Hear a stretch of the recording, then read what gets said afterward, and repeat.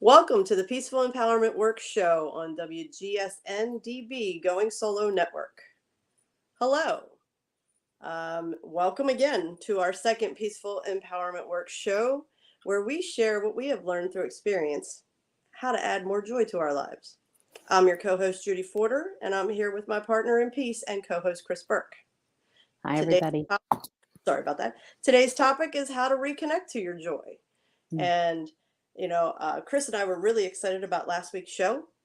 We had some viewer comments, and one of the viewer comments was you gave us a lot of information on how to identify stress and anxiety and the zones that we were in, yet didn't give us a lot of help in moving forward in what we do with that. So I laughed and said, "Oh, a cliffhanger. I won't even try to pretend like we did that on purpose." But it's a marathon, not a sprint. Our show is a marathon, so we'll be covering a lot, right, over a long period of time. Yeah. Absolutely. So we thought we'd give a little recap of what we shared in the show last week and then take those next steps forward. And, we were talking about anxiety and stress, and we identified zone 1 and zone 2 behaviors after explaining what zone 1 and zone 2 were. We will bring the map back up in a minute. But we were able to identify the emotions that are tied to stress and anxiety. We were able to identify how those emotions play out through expression. And then we were able to identify zone 2 behaviors and where we go to help pull ourselves out of zone 1 and bring ourselves more present and acquire a few more tools in how to deal with stress and anxiety. Mm-hmm.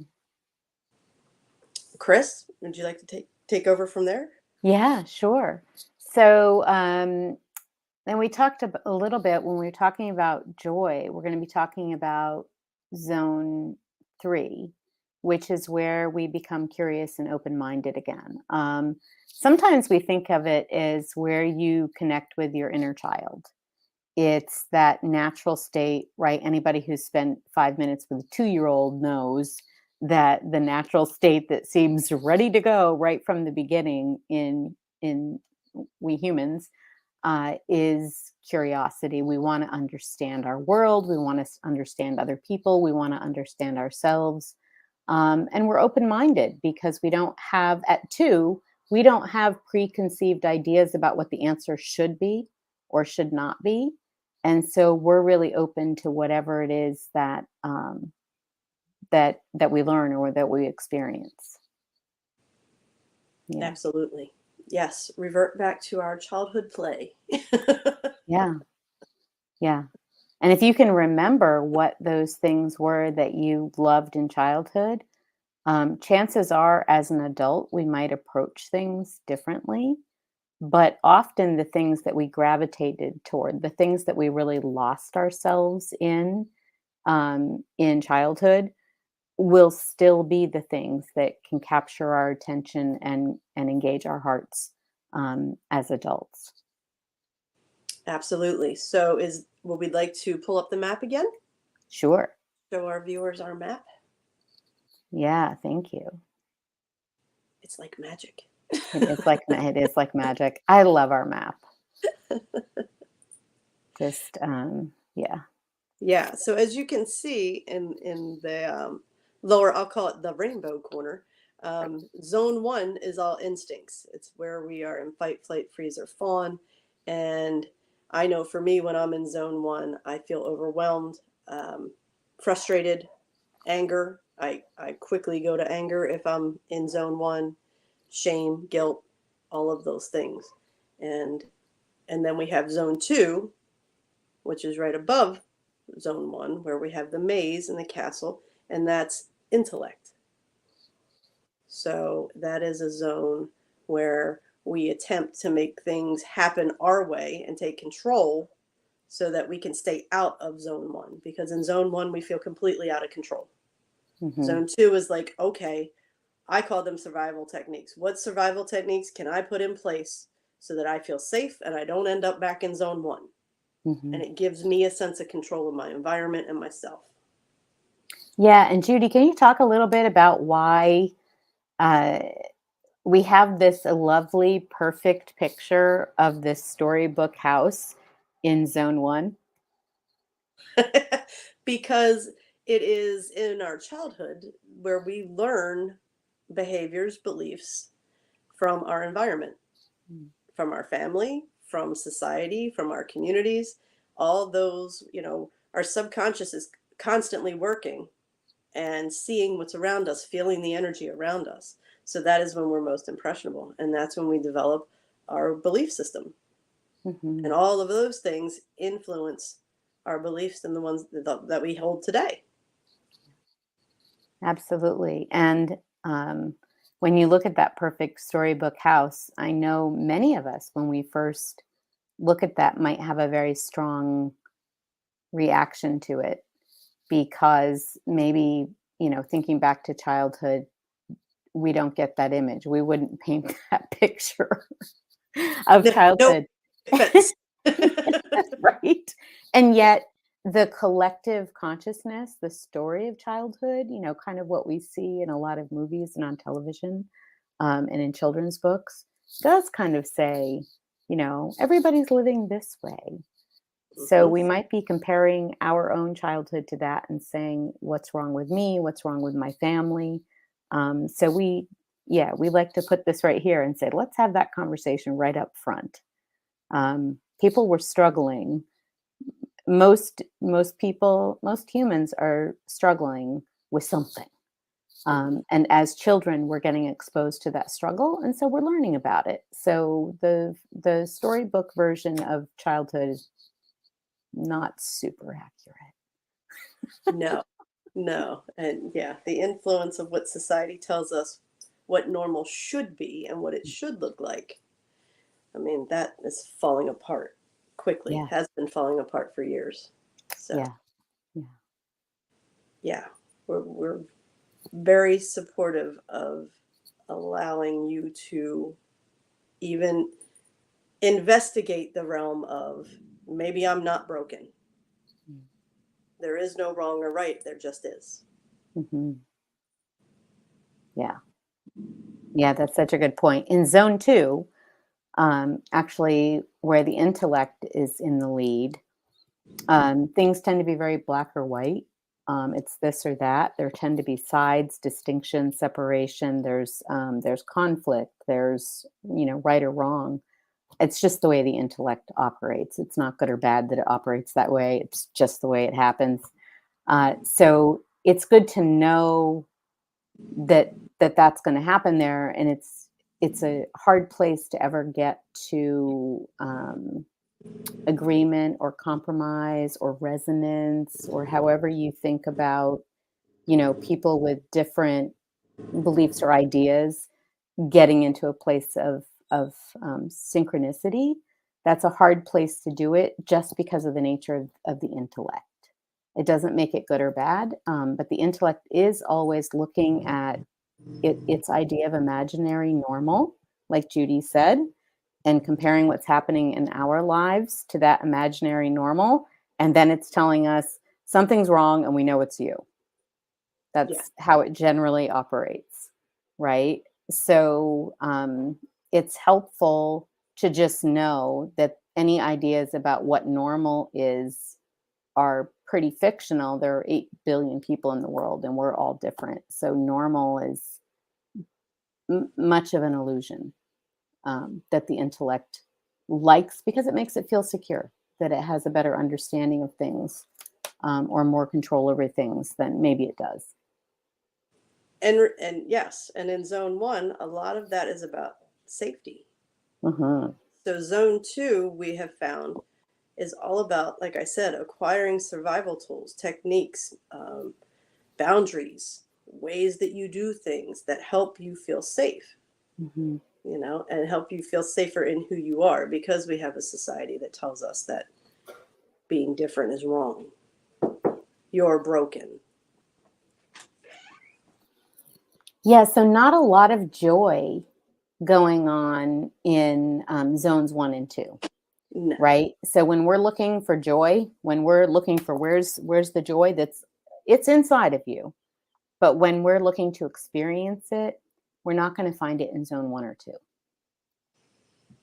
No, we're not. And I know I was a zone tour and was actually able finally to look around and say, I have so much in my life that I should, here we go, shoulding ourselves, but should be able to be happy about and should be feeling joy. And I Mm. wasn't. Mm. And that's what started this whole journey for me was like, and it did. It started with what's wrong with me Right. that I can't appreciate and allow myself to be happy with the life that I have because it was a good life, Hmm. and I can say that I struggled allowing myself to feel joy the day my mother died. From Hmm. that day forward, I had this belief that I will never experience happiness and joy again. Hmm. And it held true until that day. I was like, what is wrong with me? Yeah, absolutely. Any kind of loss. Divorce. I have a couple of those. And any sort of, whether it's somebody passing or any sort of separation, losing a job that is dear to you or provides a sense of identity, retirement, that can be a huge sense of loss for people, right? And all of these losses can put us in zone 1 and 2, where we say, I don't feel like I think I should. So therefore, there's a problem. There's something wrong with me, and I need to fix it. And as soon as we get into the thinking of there's a problem, it's with me, and I need to be fixed, it becomes really difficult to get out of zone 1 and zone 2 thinking, because that thinking just perpetuates the feeling of danger, the feeling of impending doom. Something's wrong. It's wrong with me. I need to fix it. So joy is kind of it's the antidote to the kryptonite, right?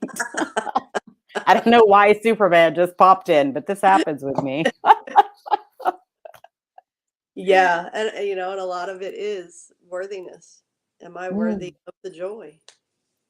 And that yeah, comes from a lot of different things. absolutely.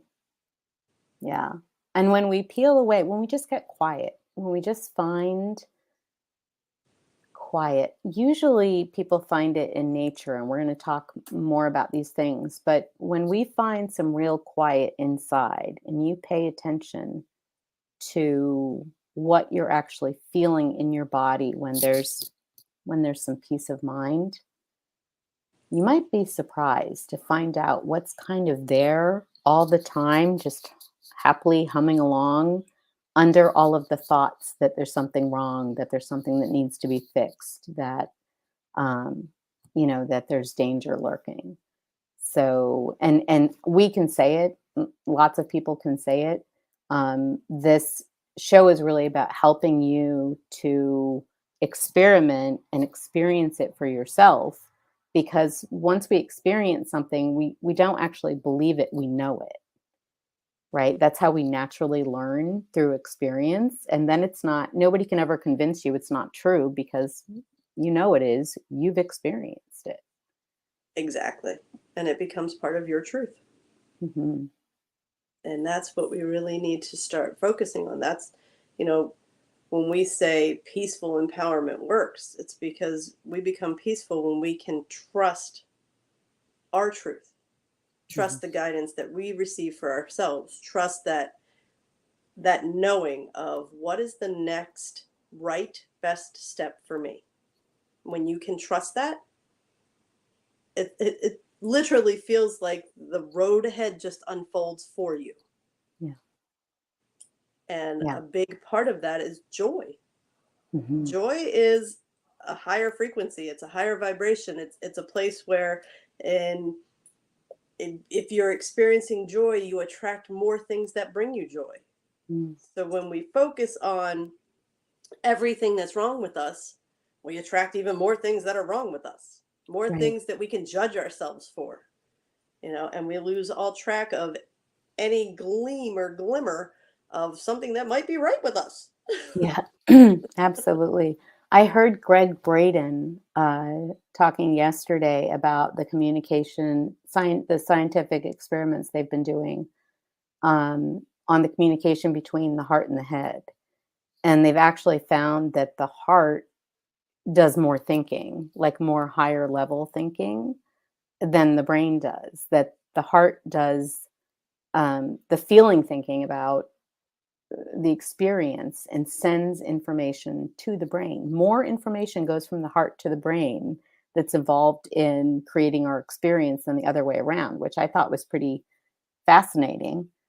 Very much. Um, but we're very feeling central. Our emotions, the emotions that we're feeling in a moment, tell us what thoughts and experiences are coming. The not what thoughts, which zone, right? So if I'm feeling afraid and defensive, what's coming next is going to be something that matches my feelings of fear and defensiveness.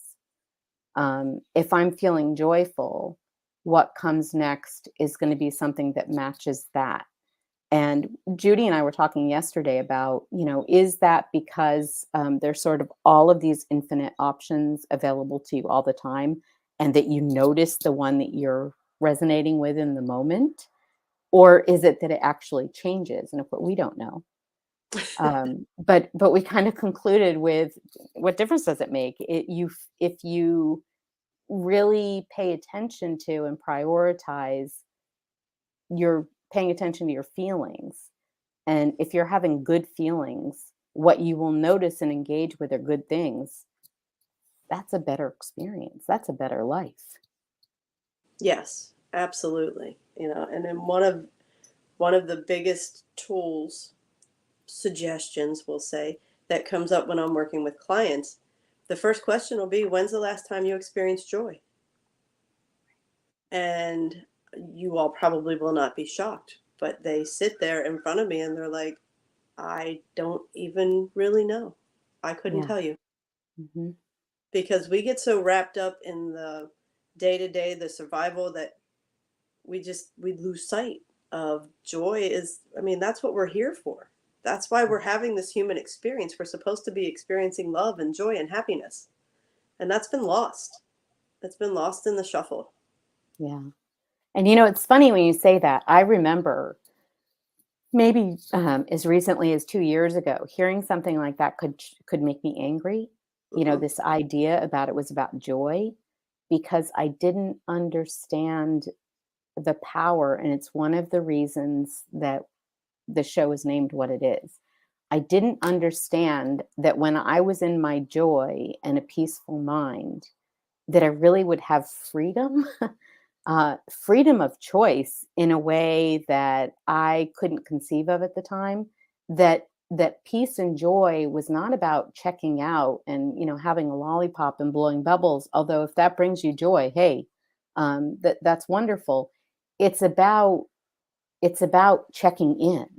Joy is about really getting inside and getting to know the truth of yourself and what lights you up, and honoring and respecting that and taking it where it leads, so that you become more and more um, familiar with who you are, until you start to actually fall in love with yourself.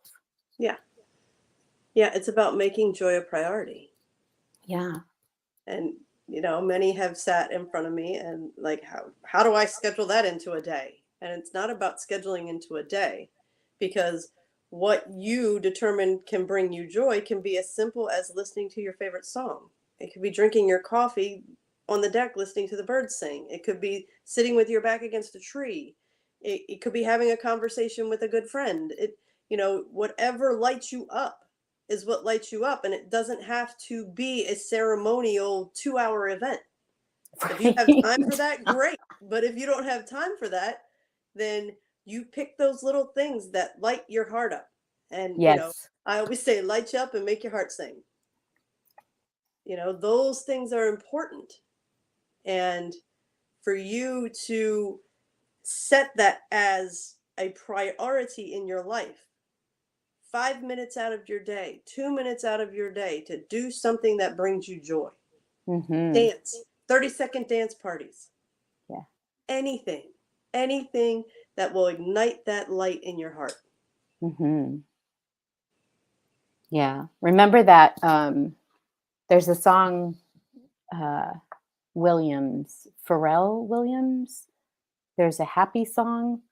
Mm-hmm. And there were times during my journey when it's like clap if you're happy, and there were times in my journey when I would get up in the morning and I would be like, oh, I am not feeling my joy today.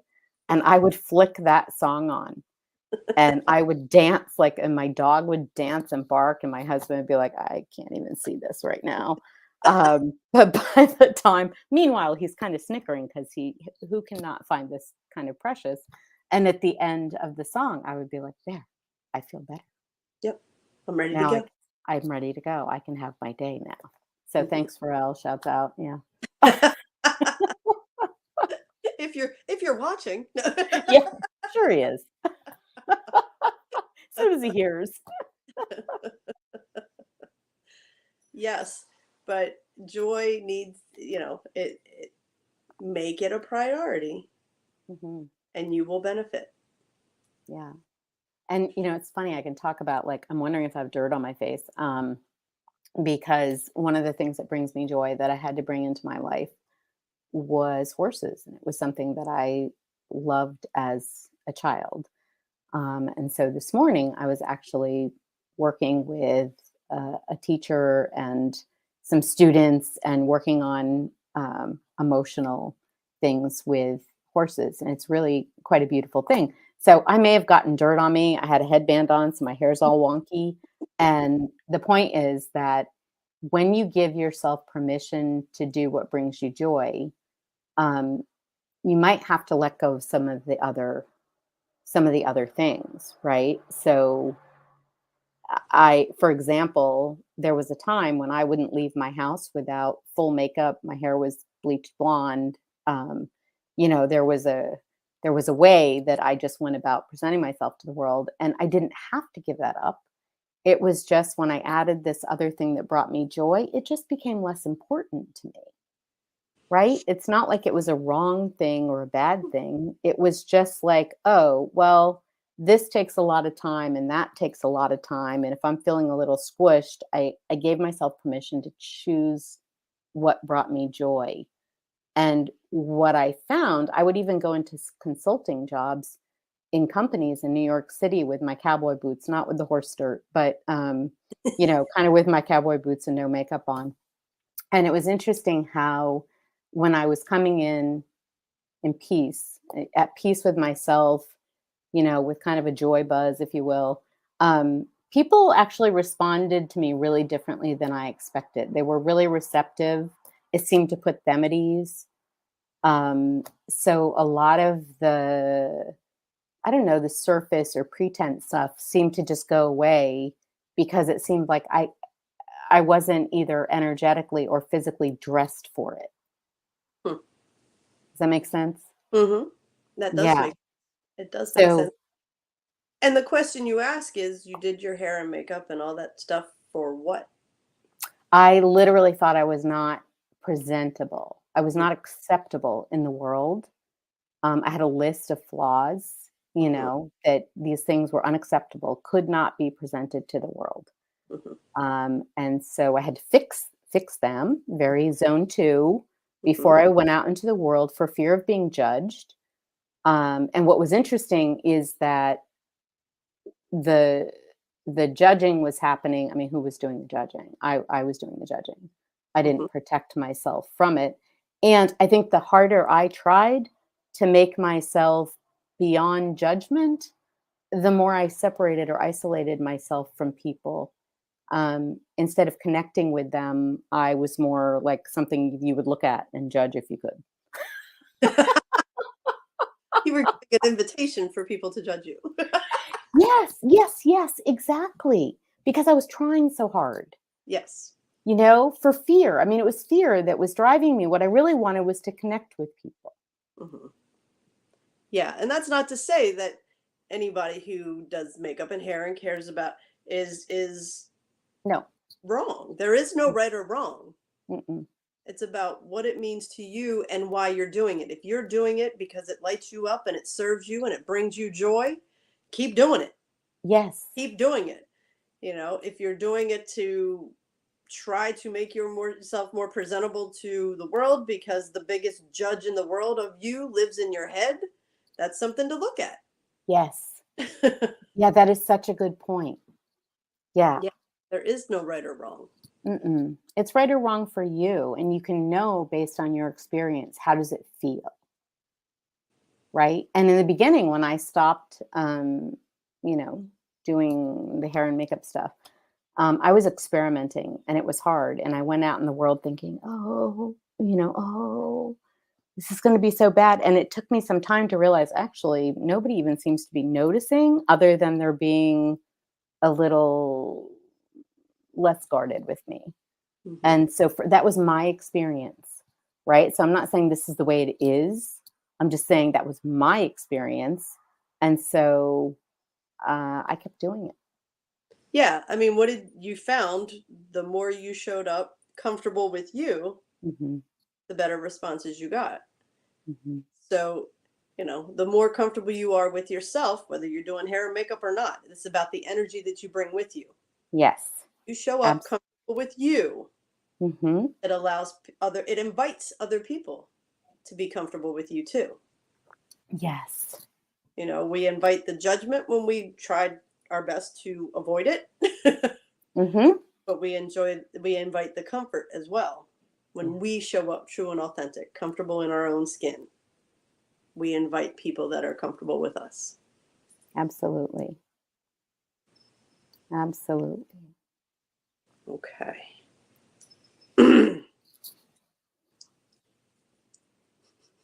Where can they find us, Kris? At masterfulu.com. That's masterfulu.com. Perfect. It's not Master Fulu, as one of my clients once said to me. That looks like Master Fulu. And I said, oh, no. Oh my gosh, I love that. Masterful. I will never forget that. Yeah. Yeah. And this is the Peaceful Empowerment Work Show. Yeah, it is. Peaceful empowerment really does work. We can go out into the world and try to force things to happen or control things so that we can feel okay, or we can find that peace and that joy inside, and life will just respond to that in a really different way. Yeah. It's Now, pretty you cool. know what, Kris? I'm hearing we need to tie this back to last week's show with stress and anxiety because we failed to share last week that you literally wrote a book. I literally did. I literally did. Yeah, I had debilitating panic attacks, which I mentioned last time. And I discovered, I don't think I shared this story about the chimps, did I? I don't believe so. No. Okay. So I decided I couldn't live with these panic attacks. And I had doctors tell me, once this starts, it's pretty much the way it's going to be. There's nothing you can do. Take this pill. And I said, I don't really want it. That doesn't work for me. Right. So in alignment, that does not bring me joy. So let me see if there's another approach. And so I started doing some research, and I would say my intuition very masterfully took me to an article. It sounds so random, but it took me to an article about scientists studying chimpanzees in the wild and noticing when the chimps would be chased by a jaguar or something, they would all, run up the trees to get away, and the jaguar would grab one of their brethren and they would all start laughing hysterically. And so the scientists said, gosh, are these kind of mean-spirited chimps, or what's going on here? Because that's not really funny. But then immediately after the laughter, they would start grooming one another. They would return to a state of calm. And so physiologically, so one of the scientists said, I wonder if that's some sort of physiological bridge to take them out of fight or flight, which is when We have all kinds of chemical reactions happening when we're in fight or flight. Our eyes are dilated, our heart's beating really fast. There's something going on with our diaphragm and calcium levels and all of this kind of stuff that just says, run or fight. And as we talked about a little bit last week, that means that the rational part of your brain actually shuts down and the blood supply goes to your major muscle groups and also to the part of your brain that tells you how to deal with danger: fight, flight, freeze, fawn, right? um, so when we get triggered into that state, um, that's what anxiety attacks are. And we don't know how, most of us didn't, I did not know how to turn that off. So once it started, I had to just deal with it. And I had lots of techniques, I had lots of coping mechanisms that I had developed.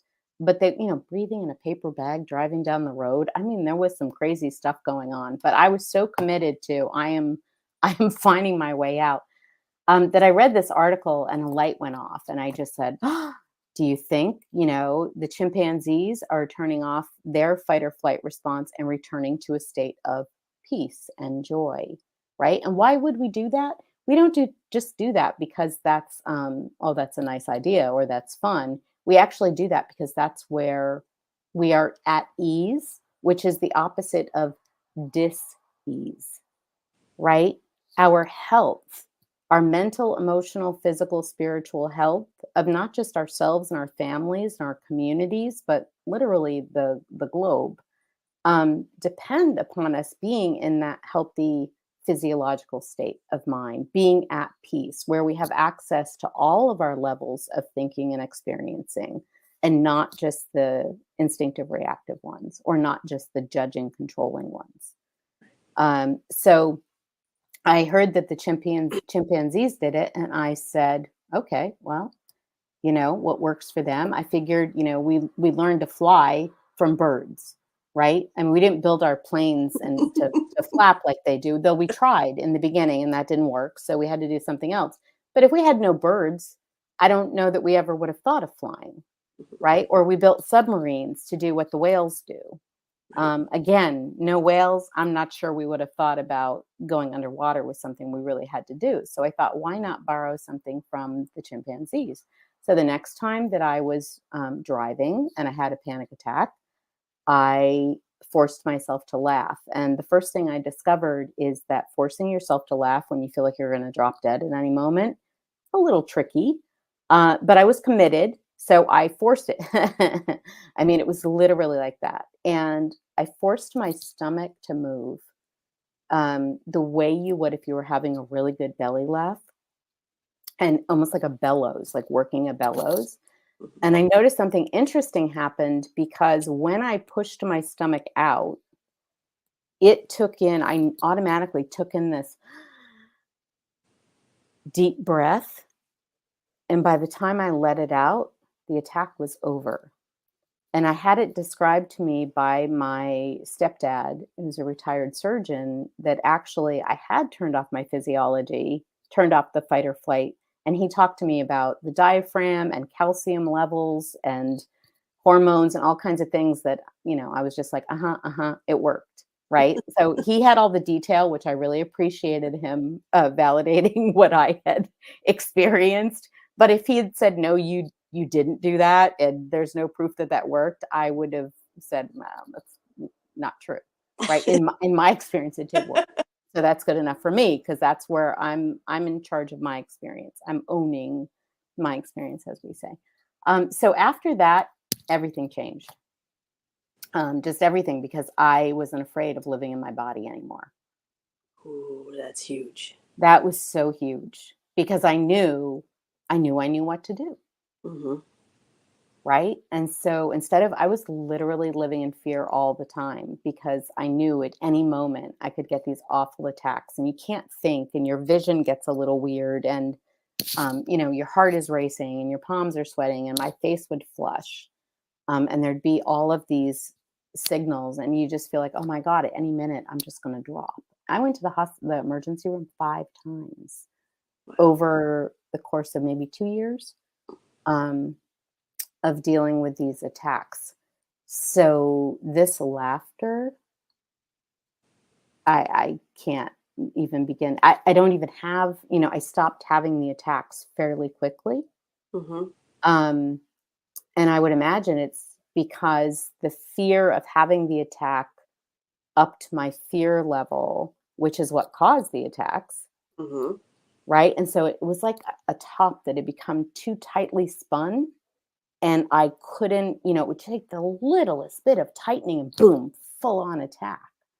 And as soon as I knew what to do about it, I just relaxed. And it was like the top unwound gently.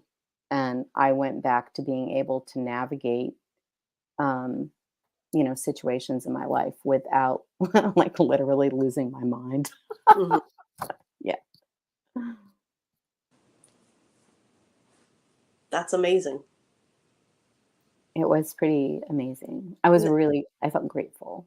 Yeah, it's amazing that there's a bunch of science to support it, period. Mhm. So i- instead of handing out meds, people need to try laughter, Yeah. as silly as it may sound. But again, there's science to support it. Yes. There absolutely is. Hmm. And there's, empirical evidence actually means observation and experience. Hmm. And that's how science got started, Hmm. right? So I'm a big believer in empirical evidence. So when people tell me that something will work or not work, I'll say, okay, I'll go try it, Hmm. right? And if it works, then I say, okay, yeah, I get it. My empirical evidence, my scientific research Hmm. supports their scientific research. And if I try something it doesn't work, I say, okay, well, it doesn't work for me. And that's Hmm. okay. It doesn't make what they said wrong. It just means it doesn't fit me. It doesn't work in my experience. And so I just send it on down the road. Yeah. Perfect. Perfect. Hmm. Beautiful. I'm telling you, So, these chimps are what are brilliant. the chimps are brilliant. I think we could learn an awful lot more from the animal kingdom. Yes. Yeah. And actually, that reminds me if you watch your dog, or your I'm gonna say cat. No, it's more a dog thing. If you watch your dog, if they get startled by something, right after they get startled, they'll shake their whole body.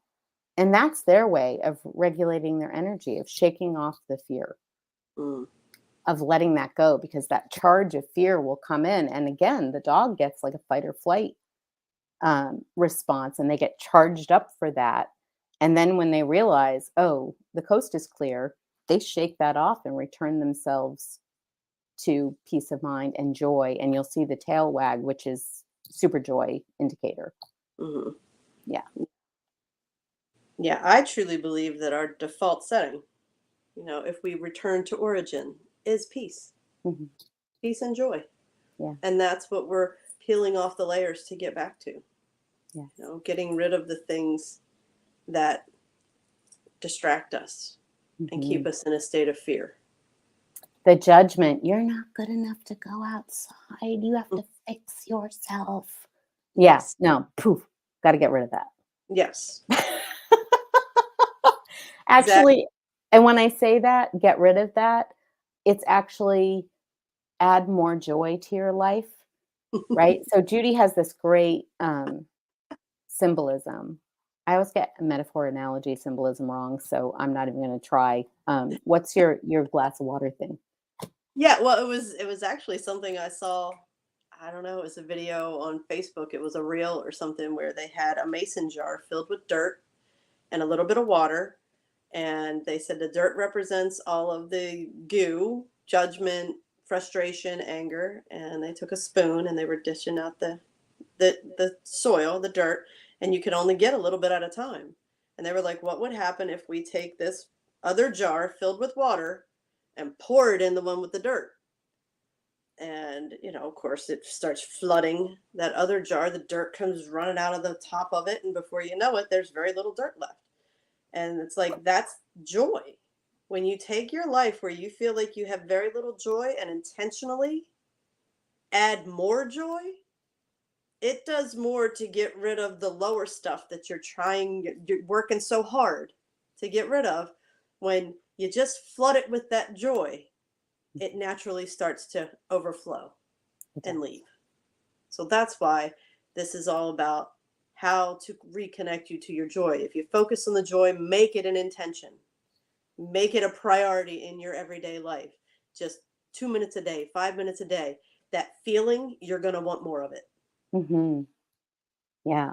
And if you're thinking, I don't have time for joy, or I don't deserve joy, or some of the things that I used to think, then you can also always be really honest with yourself, and you can say something like, I'm willing to try joy, Mhm. or do I have time for joy in my day?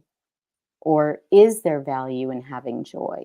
And let, your subconscious mind, life, the universe, however you think about it, let it answer your questions. Be honest about your questions, because when we try to force ourselves to do something that we're not really, I don't know, bought into, that we haven't set a clear intention, it doesn't work. Mm-mm. No.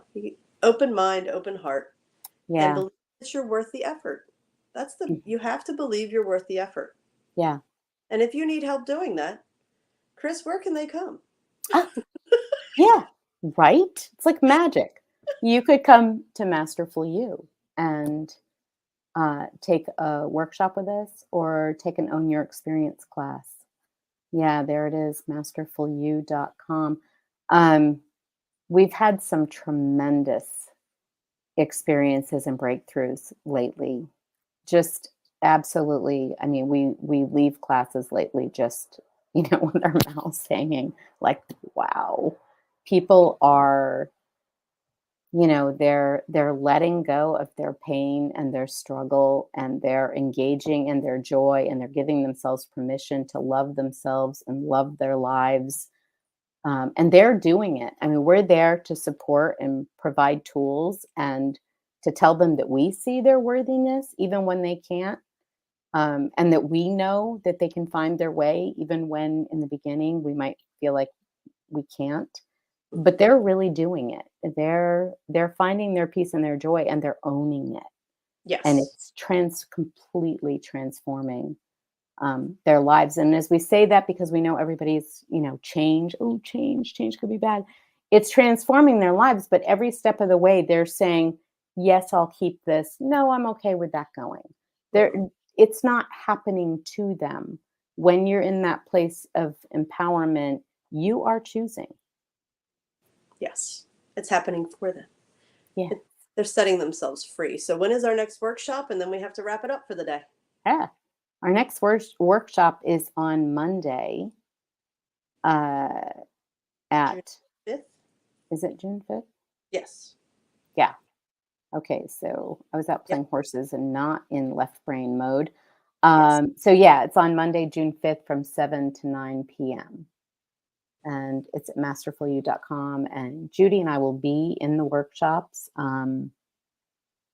Yeah, as well as other members of our community, who, some people come to every workshop we ever do, even though they've taken the classes. So it's a great experience. Yeah.